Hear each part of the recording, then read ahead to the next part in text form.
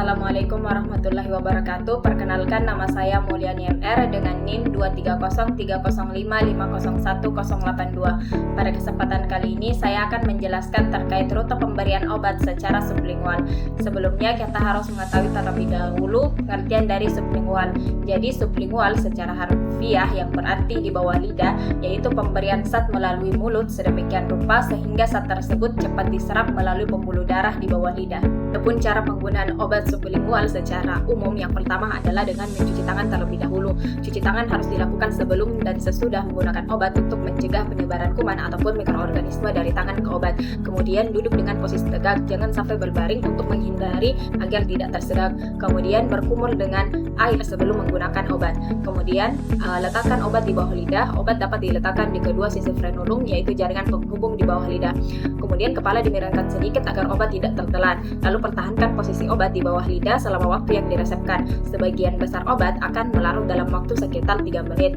Hindari membuka mulut, makan, minum, berbicara, bergerak, ataupun berdiri selama waktu ini untuk menghindari tablet bergerak dan memastikannya melarut dengan sempurna. Lalu tunggulah beberapa saat sebelum minum ataupun berkumur. Dengan begitu, obat memiliki waktu hingga melarut sempurna dan berkesempatan untuk terserap ke dalam membran lendir.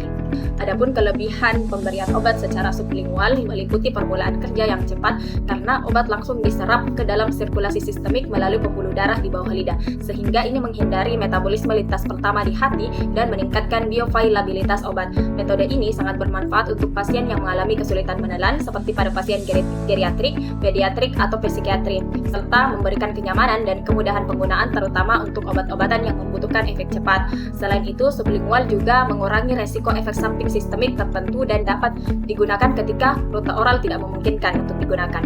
Adapun kekurangan dari pemberian obat dengan rute sublingual seperti variasi penyerapan akibat faktor fisiologis, misalnya aliran air liur, pH mulut, dan waktu kontak obat dengan mukosa, rasa tidak enak pada beberapa formulasi, serta keterbatasan pada jenis obat yang dapat diberikan secara sublingual.